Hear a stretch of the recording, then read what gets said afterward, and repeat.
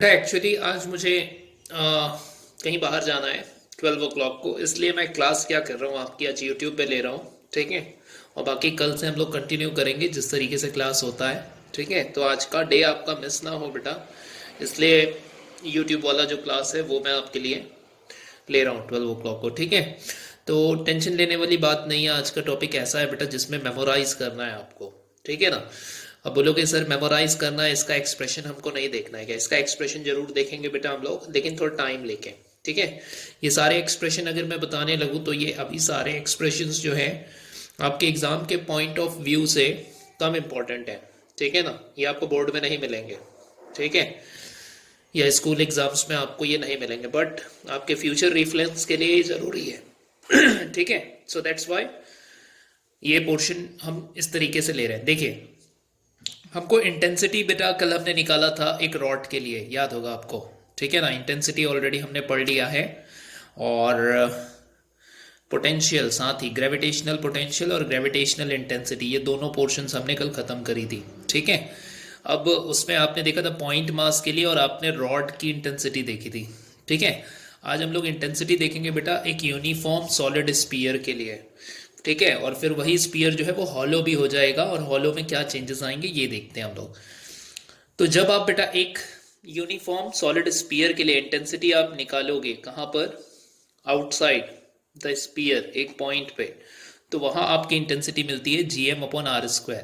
अब बोलोगे sir are क्या है? बेटा आर को बोलते हैं स्पीयर के सेंटर से पॉइंट पी तक की distance.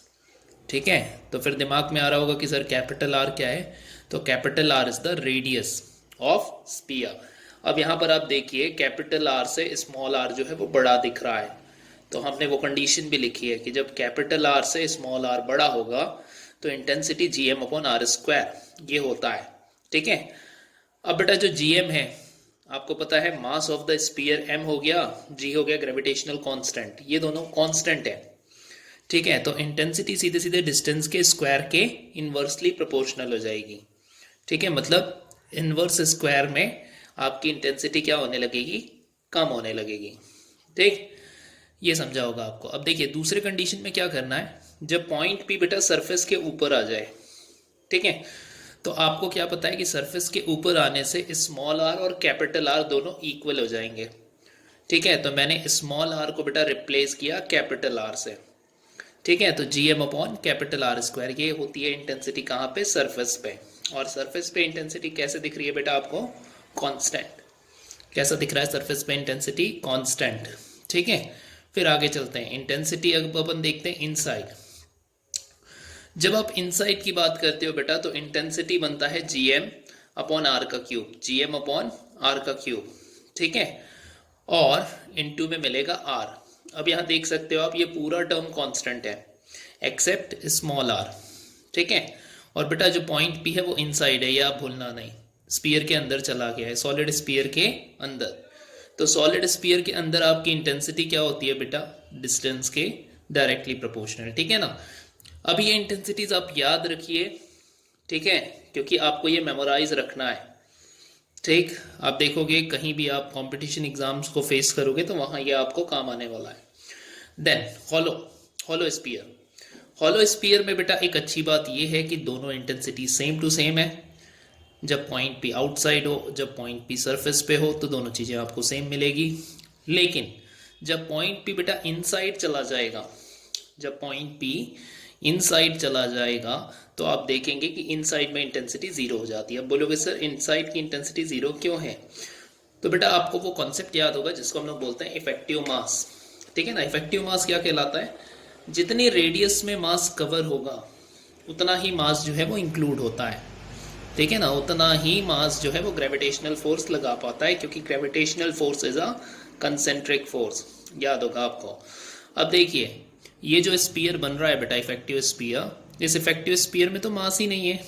So because inside there is no mass, so intensity is zero.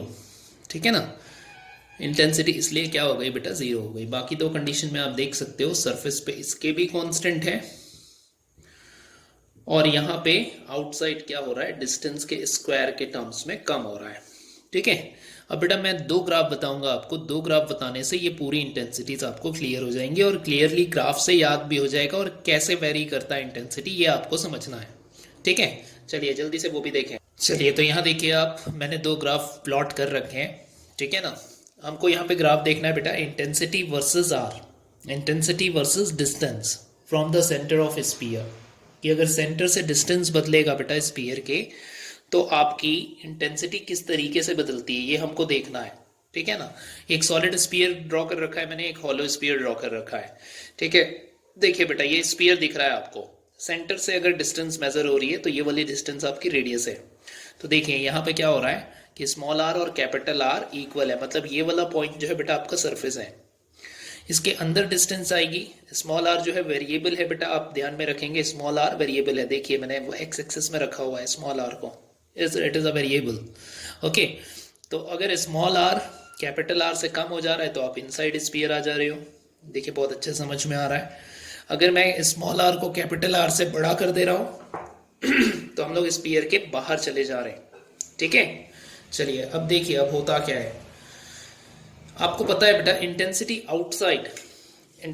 Outside hollow sphere के कैसी थी,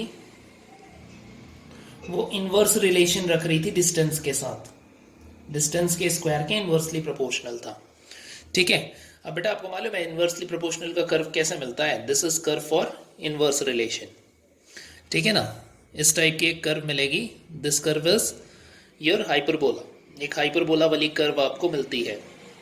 ठीक है, किसके लिए, इनवर्स रिलेशन के लिए, जहां पे रिलेशन कैसा होगा, इनवर्स होगा, there will be a hyperbola. ठीक है, तो यहाँ पर आप देखिए ये दोनों कर्व्स जो है बेटा, ये जो लाइंस है ना ये एसिम्पटोट कहलाते हैं। ठीक है, आप जब एसिम्पटोट देखोगे इस कर्व की तो आप जब आर को इन्फिनिटी रखोगे बेटा, आर को इन्फिनिटी रखोगे तब जाके इंटेंसिटी जीरो होगा। देखिए इन्फानाइट का square you know infinite, I 1 upon infinite is zero, तो इंटेंसिटी को अगर जीरो होना है तो आपके कर्व को कहाँ तक पहुंचना होगा बेटा, इन्फानाइट तक। ठीक है, तो ये बात आपको समझ में आई, इनवर्स रिलेशन का कर्व किस तरीके से प्लॉट होता है।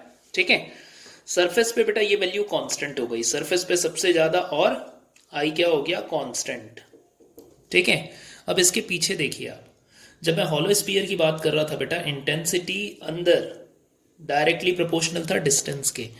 डायरेक्टली प्रोपोर्शनल का मतलब होता है बेटा लीनियर रिलेशन, और लीनियर रिलेशन की कर्व कैसे बनती है, it will be a straight line. ठीक है, तो ये हमने ड्रॉ कर ली variation in intensity from centre of solid sphere, solid sphere के सेंटर से किस तरीके से आपकी इंटेंसिटी वेरी कर रही है। ठीक है, चलिए हॉलो में आते हैं। हॉलो में याद होगा बेटा इंटेंसिटी आउटसाइड सेम था और डिस्टेंस के स्क्वायर के इनवर्सली प्रोपोर्शनल था, और फिर से अगर आप इनवर्स रिलेशन प्लॉट करोगे so it will be a hyperbola. ठीक है ना, और it will be a curve with asymptote. ठीक है ना, okay, so I inversely proportional R square, ये हो गया। इस पॉइंट पे बेटा इंटेंसिटी कांस्टेंट रहेगी सरफेस पे। ठीक है ना, ठीक दोनों का देखिए ग्राफ, बाहर का सेम बन रहा है आउटसाइड का, लेकिन जब आप इनसाइड की बात करते हैं बेटा तो इनसाइड हॉलो स्फीयर में इंटेंसिटी जीरो होती है, और इंटेंसिटी अगर इनसाइड जीरो होता है so inside there is no curve for hollow sphere. ठीक है ना, और सॉलिड में अंदर भी कर्व बनेगा और हॉलो में अंदर कर्व नहीं बनेगा। ठीक है, तो ये हो गई बेटा इंटेंसिटी में variation due to a solid and hollow sphere. ठीक है ना, जिस तरीके से हमने इंटेंसिटी निकाली है बेटा, ठीक इसी तरीके से हम पोटेंशियल भी निकालते हैं। ठीक है, क्योंकि कल मैं आपको याद करा दूं, आपने पॉइंट मास की इंटेंसिटी पढ़ ली थी, पॉइंट मास की इंटेंसिटी और पॉइंट मास का पोटेंशियल पढ़ लिया था। पॉइंट मास की इंटेंसिटी क्या होती है बेटा, जीएम अपॉन आर स्क्वायर, और अगर मैं पोटेंशियल की बात करता हूं तो वो होता है माइनस में जीएम अपॉन आर। नेगेटिव क्यों होता है पोटेंशियल, ये आप जानते हैं। ठीक है ना, मैंने बताया था जहां फोर्स अट्रैक्टिव वाली होगी वहां पे आपकी पोटेंशियल नेगेटिव ही होती है। ठीक है ना, और ग्रेविटेशनल फोर्स एक टाइप की अट्रैक्टिव फोर्स है, so it's potential will be negative. ठीक है ना, ये हो गई बेटा पॉइंट मास की इंटेंसिटी। ठीक है, आज आपने सॉलिड्स की क्या देख ली, सॉलिड स्फीयर की और हॉलो स्फीयर की आपने देख ली बेटा इंटेंसिटी, ये पॉइंट मास का है। और आज जो देखा है वो आज जो देखा है वो सॉलिड और हॉलो का है। इसी तरीके से बेटा मैं पोटेंशियल भी निकालता हूँ सॉलिड स्फीयर का और हॉलो स्फीयर का, वो भी मैं आपको जल्दी से बताता हूँ कि पोटेंशियल आप लोग सॉलिड और हॉलो स्फीयर की कैसे निकालेंगे। ठीक है, चलिए चलिए आगे पोटेंशियल देखिए आप। ठीक है ना, इंटेंसिटी की बात हो चुकी है। दिस इज पोटेंशियल, पोटेंशियल, ठीक है, potential due to uniform solid sphere. ठीक है, बस बेटा मैं अभी आपके कन्वीनियंस के लिए फॉर्मूलेज बता रहा हूँ। ठीक है ना, आगे आप क्या करोगे, इन फॉर्मूलेज को डिराइव भी करोगे। जब क्लास 12th में रहोगे तो हम लोग क्या करेंगे, इसको डिराइव करना भी सीखेंगे। ठीक है ना, लेकिन आपके दिमाग में एक आइडिया होना चाहिए कि जैसा आपने ग्रेविटेशन में पढ़ा है, ठीक है ना, ऐसा आप उस टाइम भी पढ़ोगे 12th में। 12th में एग्जैक्टली हम लोग डिराइव करेंगे। अभी तो केवल मैं रिलेशन एस्टेब्लिश करा के आपको लिखा दे रहा हूँ। ठीक है, चलिए देखिए पोटेंशियल अगर आप सॉलिड स्फीयर की बात करते हैं बेटा आउटसाइड, तो minus G M upon R होता है, minus G M upon R. यहाँ से देख सकते हो आर वेरिएबल है, तो पोटेंशियल जो है बेटा आर के इनवर्सली प्रोपोर्शनल है। सरफेस पे जाके पोटेंशियल कांस्टेंट हो जाता है। सभी पोटेंशियल आपको नेगेटिव दिख रही है, क्यों नेगेटिव दिख रही है इसका रीजन आपको मालूम है। ठीक है, फिर लास्ट में देखिए बेटा आप अगर इनसाइड की बात करते हो तो इनसाइड का जो पोटेंशियल है वो मिलता है minus G M upon two R cube, minus G M upon two R cube. अंदर आपको मिलेगा 3r² माइनस आर स्क्वायर। ये कैसे डिराइव हुआ है, ठीक है ना, इसका एक मेथड होता है बेटा, वो मेथड आपको सीखना होता है। मतलब 1 पेज का एक्सप्रेशन है। ठीक है, लेकिन अभी आपको टेंशन नहीं लेना है। अगर आपने 12th में इलेक्ट्रोस्टैटिक में करोगे ही जाके, वहाँ सीख लिया तो ये सब चीज़ें आपसे डिराइव हो जाएंगी उस टाइम पे। ठीक है ना, हम डिराइव कर सकते हैं लेकिन कोई दिक्कत नहीं है। आपको क्या होगा, 3-3 पेजेस का एक्सप्रेशन करना पड़ेगा। और ये चीज़ें अभी CBSE पूछेगा नहीं 11th में। ठीक है, पूछेगा भी तो बेटा डायरेक्ट क्वेश्चंस आएंगे इस फॉर्मूले से। ठीक है, और वैसे भी वो ना के बराबर है, अगर पोटेंशियल एक्सप्रेशन नहीं कराएंगे तो कैसे पूछ लेंगे। ठीक है, चलिए अब देखिए जब मैं हॉलो की बात करता हूँ तो हॉलो में आउटसाइड अगर आप बात करोगे तो वही सेम पोटेंशियल मिलेगा बेटा जो सॉलिड के लिए होता है। एक अच्छी बात, सरफेस पे भी वही मिलेगी, क्योंकि सरफेस में आपको स्मॉल आर को कैपिटल आर के इक्वल कर देना है, तो स्मॉल आर कैपिटल आर से रिप्लेस हो जाएगा। सरफेस पे जाके पोटेंशियल क्या हो जाती है बेटा, कांस्टेंट। अब इसके आगे एक अच्छी बात, हॉलो स्फीयर का जो पोटेंशियल होता है बेटा वो कांस्टेंट होता है। ये याद रखने वाली बात है। आपको पता है जो भी अच्छे एग्जाम्स होते हैं, जेईज, नीट, ये सब क्या करते हैं आपके इसी पोर्शन से आपको ज़्यादा क्वेश्चन करते हैं।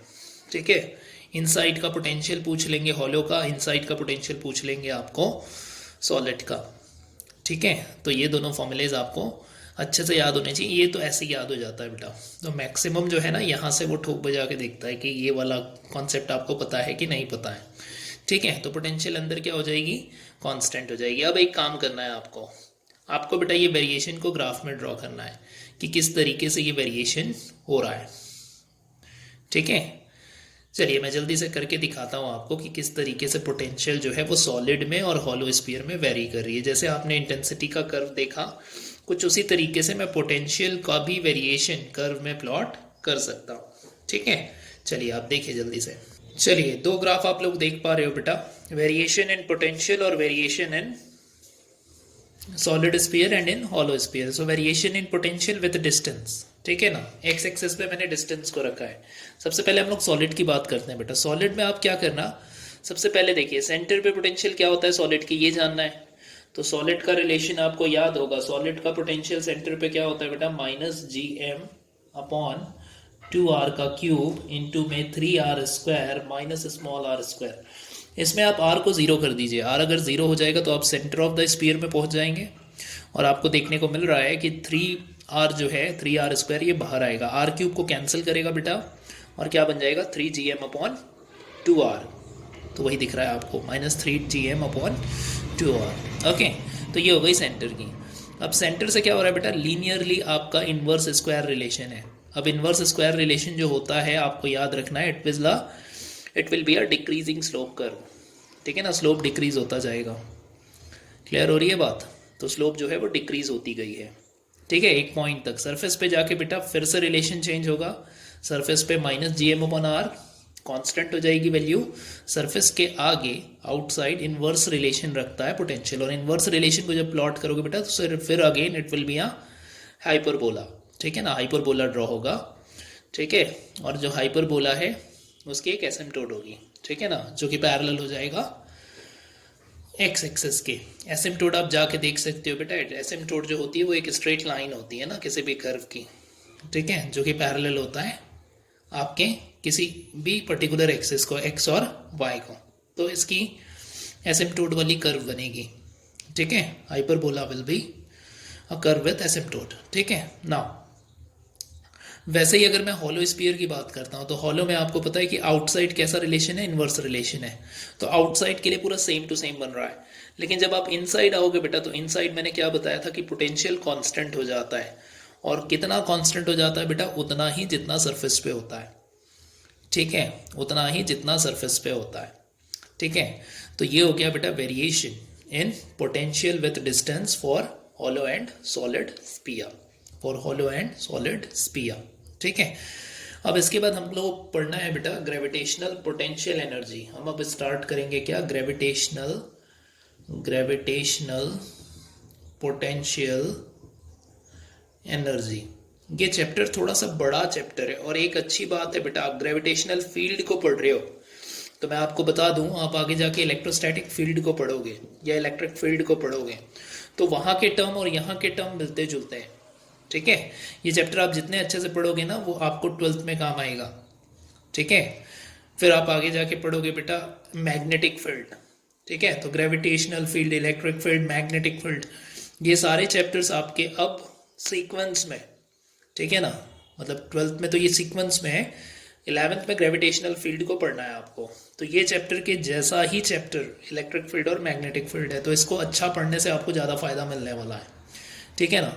तो आज जो मैंने चीज़ें लिखाई है ना, इसको प्रॉपरली आपको कॉपी में क्या करना है बेटा, नोट्स करते हुए चलना है, ठीक है। फिर ग्रेविटेशनल पोटेंशियल एनर्जी मैं बता रहा हूँ, ठीक है। चलिए अब अपन देखेंगे ग्रेविटेशनल पोटेंशियल एनर्जी क्या होता है जल्दी से।